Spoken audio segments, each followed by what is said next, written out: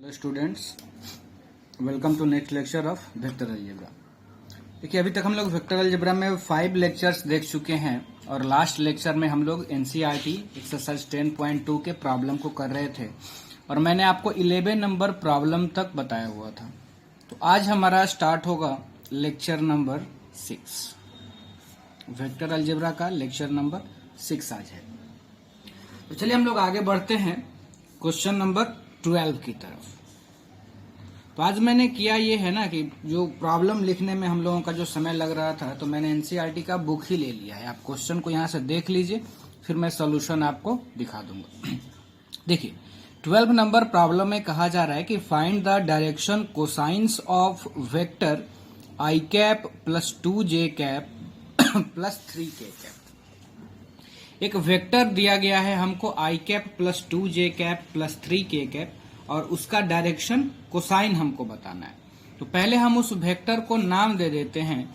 Late vector a is equal to i cap plus 2j cap plus 3k cap. ये एक vector आपको given है, इसका direction cosine आपको बताना है।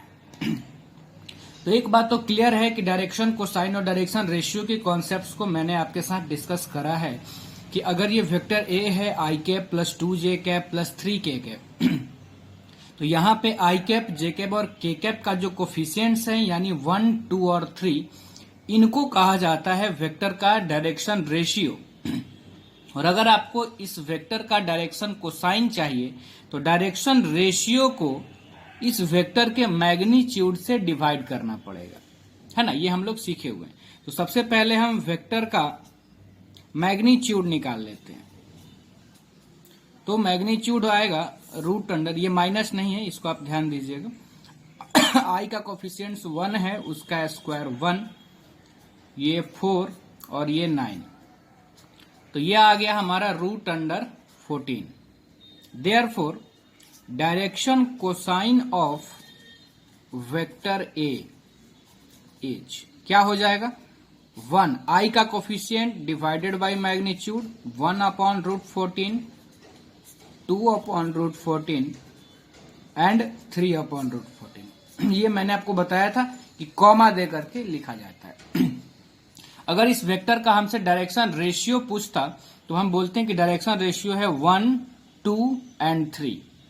डायरेक्शन कोसाइन के लिए क्या करते हैं कि डायरेक्शन रेशियो को उस वेक्टर के मैग्नीट्यूड से डिवाइड कर देते हैं, है ना। आगे बढ़ते हैं हम लोग प्रॉब्लम नंबर 13 की तरफ। Problem number 13।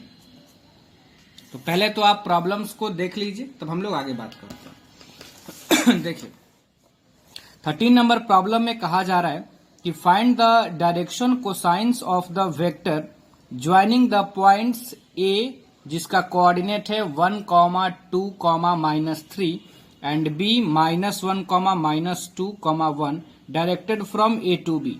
एक वेक्टर है ए बी, डायरेक्शन ए से बी के तरफ है, तो वेक्टर ए बी हो गया और उस वेक्टर का आपको डायरेक्शन कोसाइन बताना है, यानी ये प्रीवियस प्रॉब्लम की तरह ही क्वेश्चन है। तो चलिए हम लोग स्टार्ट करते हैं।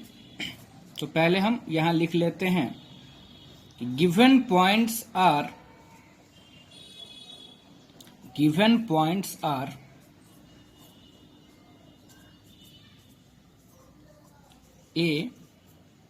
ए का कोऑर्डिनेट दिया हुआ है 1, 2, -3 एंड बी का कोऑर्डिनेट दे रखा है -1, -2, 1। तो पहले तो हम लोगों को वेक्टर लिख लेना चाहिए, तब हम लोग आगे बात करेंगे। तो वेक्टर है हमारा ए बी, डायरेक्टेड है ए से बी के तरफ। ए का कोऑर्डिनेट है 1, 2, -3 और बी का कोऑर्डिनेट है -1, -2, 1। तो अगर हम लोग यहाँ पे वेक्टर ए बी लिखेंगे तो वेक्टर ए बी क्या होगा, ये आपको अच्छे तरीके से पता है कि ये होगा position vector of terminal point यानी कि B minus position vector of initial point यानी कि ए। बी का पोजीशन वेक्टर क्या होगा, minus i cap minus 2j cap plus k cap, है ना। बस क्या था कि उन कोऑर्डिनेट्स में आई कैप, जे कैप और के कैप यूज कर लेना। माइनस ए का पोजीशन वेक्टर, तो i cap plus 2j cap minus 3k cap. इनको सॉल्व कर लिया जाए तो ये हो जाएगा minus i cap minus 2j cap plus k cap. Minus का साइन है तो सबका साइन चेंज कर लिया जाए, तो क्या हो जाएगा, minus i cap minus 2j cap और प्लस 3k कैप। ये देखिए आप, माइनस आई कैप हो जाएगा minus 2 i cap minus 2j cap minus 2j cap हो जाएगा माइनस का 4j कैप और प्लस k कैप और प्लस का 3k कैप हो जाएगा प्लस का 4k कैप। ये हमारा निकल गया वेक्टर ए बी। अब प्रॉब्लम में क्या था कि इसी वेक्टर का आपको डायरेक्शन कोसाइन निकालना है। डायरेक्शन रेशियो अगर पूछता तो हम बता देते कि डायरेक्शन रेशियो है -2 -4 एंड 4, लेकिन इस वेक्टर का डायरेक्शन कोसाइन आपसे पूछा गया है, तो इसलिए सबसे पहले आपको निकालना पड़ेगा इस वेक्टर का मैग्नीट्यूड। तो this implies that magnitude of vector A B is equal to root under -2 का स्क्वायर 4 -4 का स्क्वायर 16 और 4 का स्क्वायर 16। ये कितना हो जाएगा, 32 और प्लस 4 36, तो 36 का स्क्वायर रूट क्या हो जाएगा, 6। Therefore direction cosine of vector A B are क्या हो जाएगा, डायरेक्शन कोसाइन, तो -2 आई का coefficient divided by magnitude of that vector, फिर -4/6 और फिर 4/6। बस आप इसको सॉल्व कर लीजिए, यानी कि -1/3 -2/3 और 2/3। तो ये हमारा डायरेक्शन कोसाइन हो जाएगा इस वेक्टर का। आगे हम बढ़ते हैं, प्रॉब्लम नंबर हमारा 14 नंबर प्रॉब्लम हमारा क्या है, देखिए, सो that the vector i cap plus j cap plus k cap is equally inclined to the axis OX, OY and OZ। क्या शो करना है कि ये जो वेक्टर है i cap plus j cap plus k cap, ये तीनों ही axis के साथ इक्वली इंक्लाइंड है। इस प्रॉब्लम को डॉट प्रोडक्ट से भी बनाया जा सकता है, जो मैंने अभी आपको नहीं बताया है। तो अभी तक जो हम लोग सीखे हैं उस कॉन्सेप्ट से इस प्रॉब्लम्स को बनाने के लिए सबसे पहले हम लोगों को डायरेक्शन कोसाइन, जो मैंने अभी आपको उतना ही बताया था कि आपका काम चल जाए, तो डायरेक्शन कोसाइन को हम लोगों को डिटेल में सीखना पड़ेगा। तो सबसे पहले इस प्रॉब्लम से पहले हम लोग कॉन्सेप्ट सीखते हैं कि डायरेक्शन कोसाइन क्या होता है। अभी तक तो सिर्फ बस कोफिशिएंट्स और मैग्नीट्यूड से डिवाइड करके होता वही है, लेकिन उनका मीनिंग क्या है एग्जैक्ट, वो हम लोग पहले सीख लेते हैं, तब फिर हम लोग आगे की बात करेंगे। तो अब हमारा हेडिंग है, जैसे कि मैंने आपको बताया था कि ये ज्यादा 3D में है, लाइन में हम लोग बात करते हैं, तो हम लोग वही यहां पर भी लिखते हैं, direction cosine of a line. इस लाइन के जगह पे आप वेक्टर यहां पे समझिए, सेम चीज है, direction cosine of a line या direction cosine of a vector, दोनों एक ही चीज है। तो इसको पहले हम लोग सीख लेते हैं कि ये होता क्या है। तो इसका डिफिनीशन क्या हुआ डायरेक्शन कोसाइन का, देखिएगा, if A line makes an angle alpha beta and gamma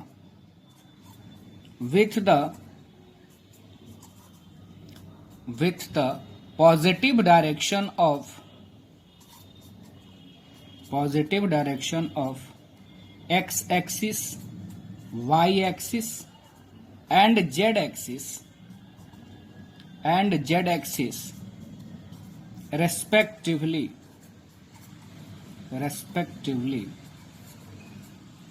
then respectively in anti-clockwise direction.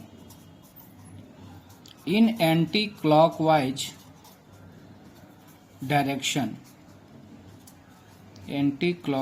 direction, then cos alpha, cos beta and cos gamma is called direction cosine of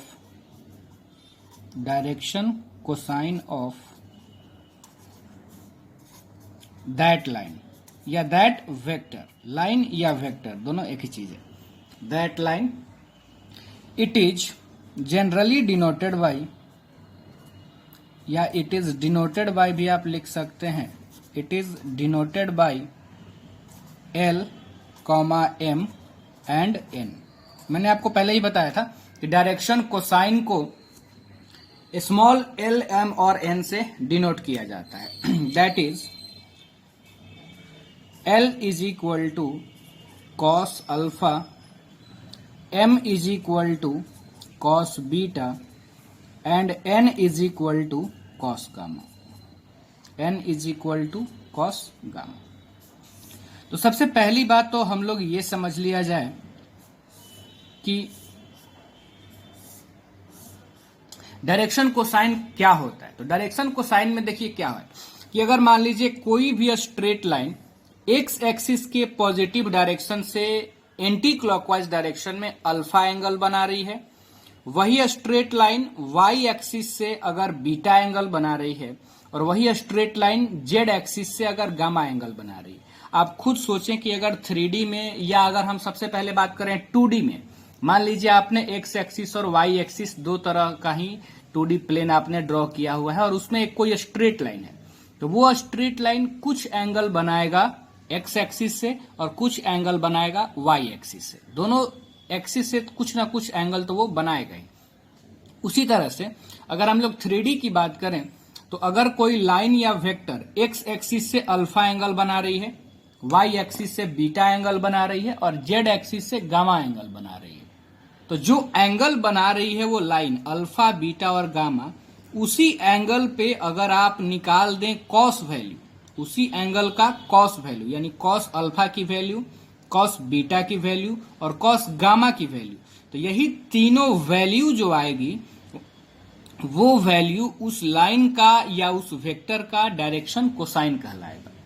फिर से सुनिए, अगर कोई vector x axis से alpha, direction किस तरह से बनाना चाहिए, पॉजिटिव एक्स एक्सिस से और एंटी क्लॉकवाइज डायरेक्शन में, वाई एक्सिस से वो वेक्टर बीटा और जेड से अगर गामा एंगल बना रही है तो कॉस अल्फा, कॉस बीटा और कॉस गामा का जो एंगल है ना, अल्फा बीटा गामा, तो उस एंगल पे कॉस का कुछ ना कुछ वैल्यू तो आपको मिलेगा ना.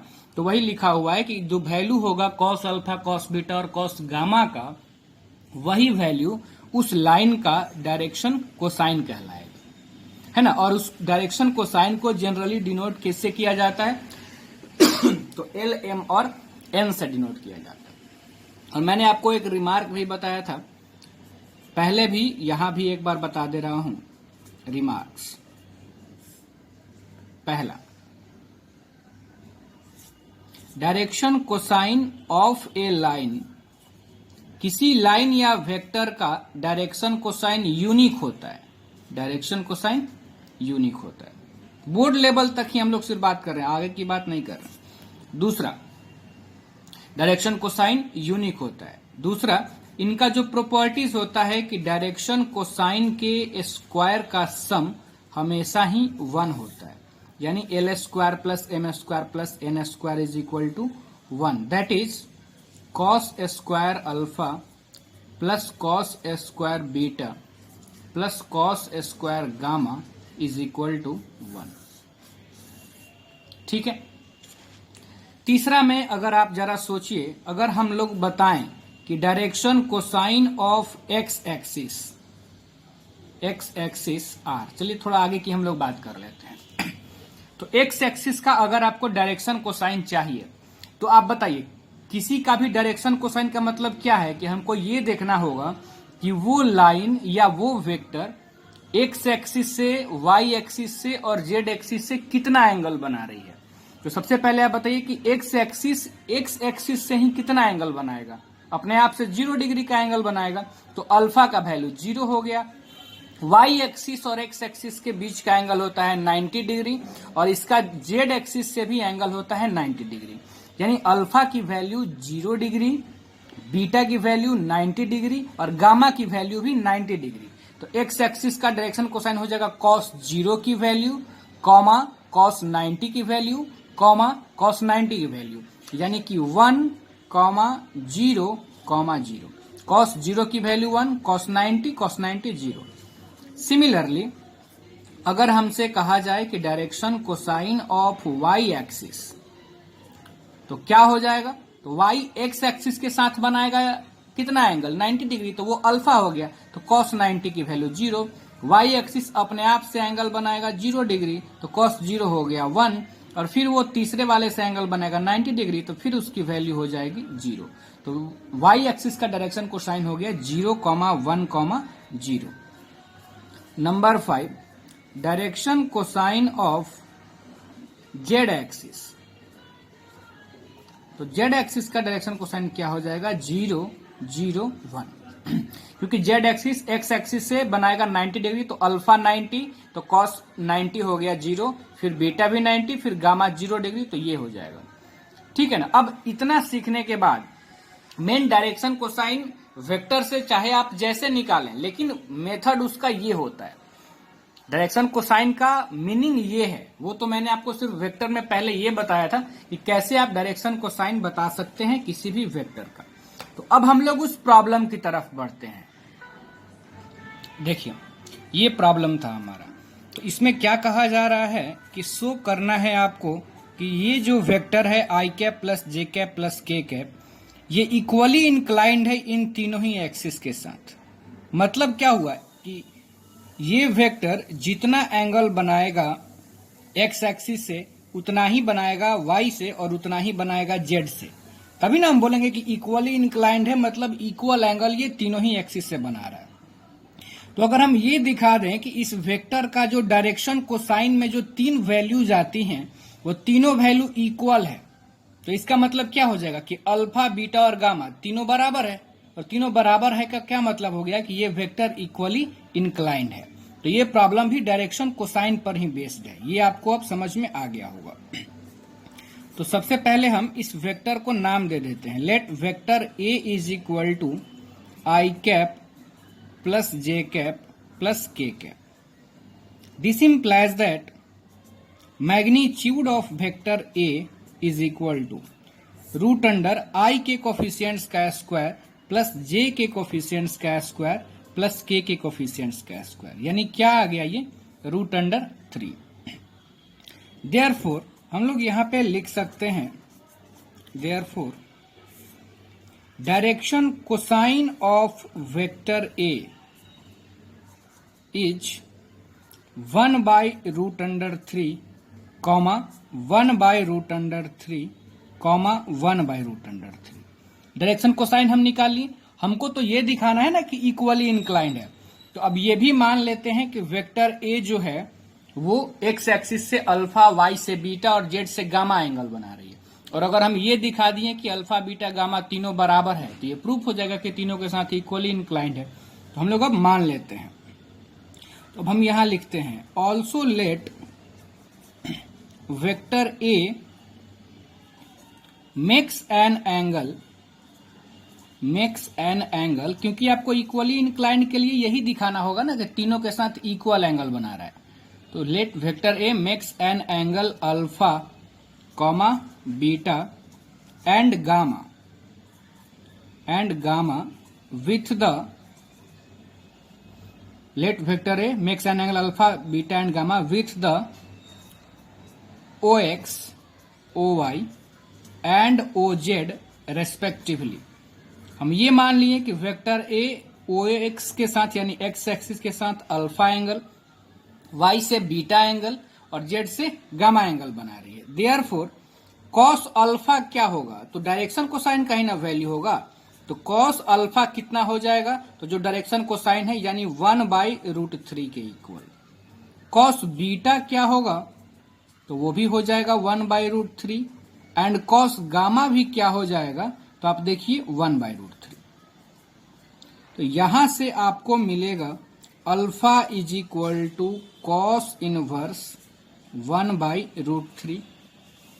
इनवर्स ट्री को तो पढ़ ही चुके हैं, तो इतना तो आपको समझ में आता है। यहां से मिलेगा कि beta is equal to cos inverse 1/√3 और यहां से मिलेगा आपको gamma is equal to cos inverse 1/√3। Therefore हम लोग क्या बोल सकते हैं कि alpha is equal to beta is equal to gamma is equal to cos inverse 1/√3। मतलब तीनों एंगल बराबर है, तो मतलब क्या हुआ कि इक्वली इंक्लाइंड है। Hence vector A is equal to i cap plus j cap plus k cap is equally inclined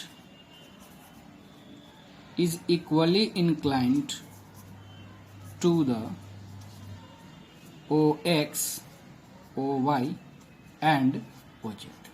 ये हमारा होगा। आगे जो हमारे प्रॉब्लम्स हैं, प्रॉब्लम नंबर 15 और 16, ये दोनों बेस्ड हैं सेक्शन फॉर्मूला पे, जो अभी हम लोगों ने नहीं करा है, तो इनको हम लोग थोड़ी देर के बाद करेंगे। हम लोग आगे बढ़ते हैं प्रॉब्लम नंबर 17 की तरफ, ठीक है ना। तो पहले इस पेज को बदल दिया जाए। चलिए देखिए प्रॉब्लम नंबर 17।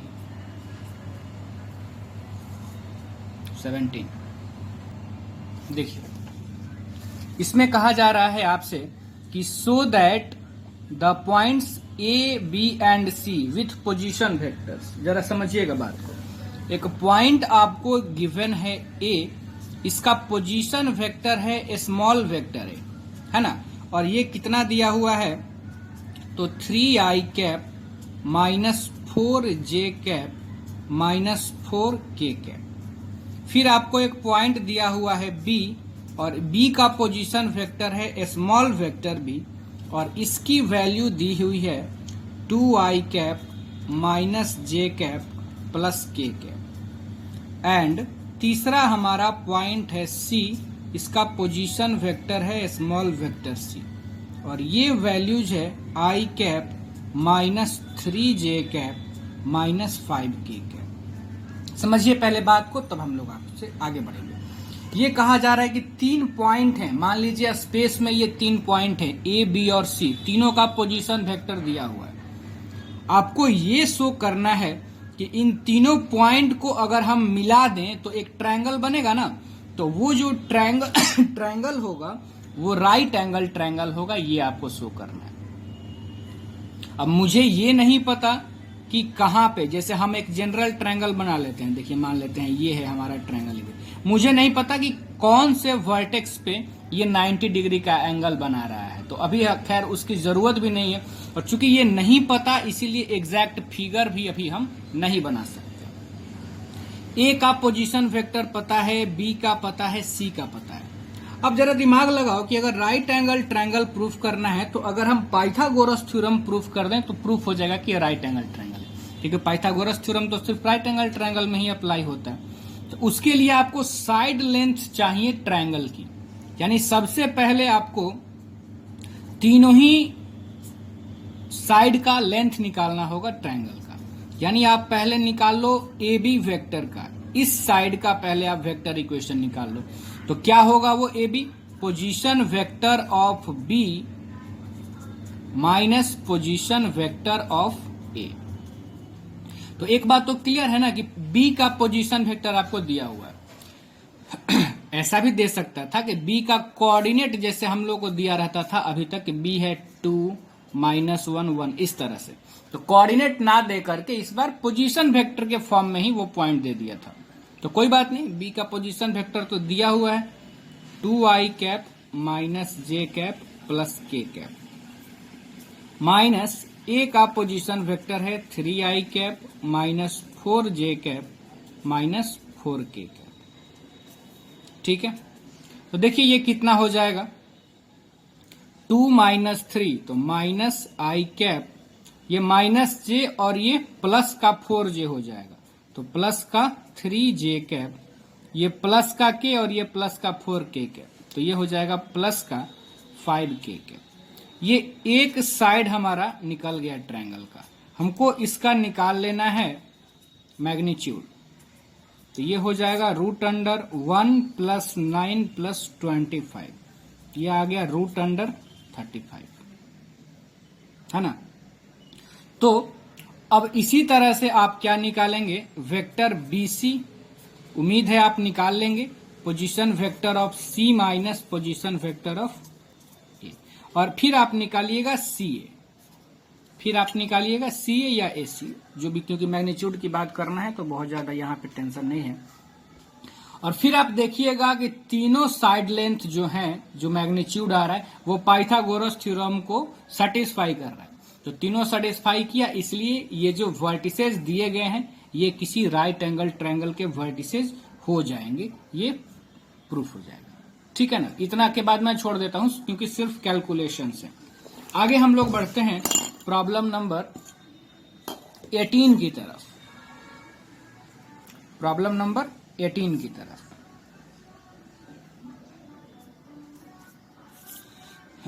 देखिए 18 ऑब्जेक्टिव है कि in triangle ABC which of the following is not true, कौन ट्रू नहीं है ये आपको बताना है। तो पहले मैं फिगर बना ले रहा हूं जो आपको फिगर प्रॉब्लम में दिया हुआ है।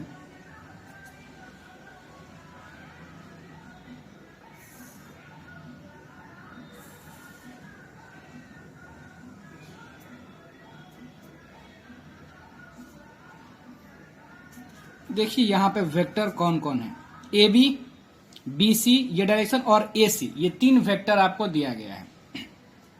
4 ऑप्शंस हैं आपको दिए हुए। पहला है कि इसमें क्या होना चाहिए, कौन सा सही है, यही आपको, नॉट ट्रू कौन सही नहीं है ये बताना है। AB plus BC plus CA equal to 0 vector, ये पहला ऑप्शन है। दूसरा है AB plus BC minus AC equal to 0 vector, ये है। C में है AB plus BC minus CA equal to 0 vector, और D में AB minus CB plus CA equal to 0 है। आपको ये बताना है कि इनमें से सही कौन सा नहीं है ना। तो पहले तो आप ये जरा समझो ना कि यहां से ट्रायंगल रूल ऑफ एडिशन से हम लोग क्या लिख सकते हैं। मैंने आपको बताया था कि अगर आप सेम डायरेक्शन में चलते जाएंगे तो जहां पे अपोजिट मिलेगा वो रिजल्टेंट होता है, यानी हम लोग इसमें लिख सकते हैं कि वेक्टर AB प्लस, क्योंकि डायरेक्शन सेम है, BC,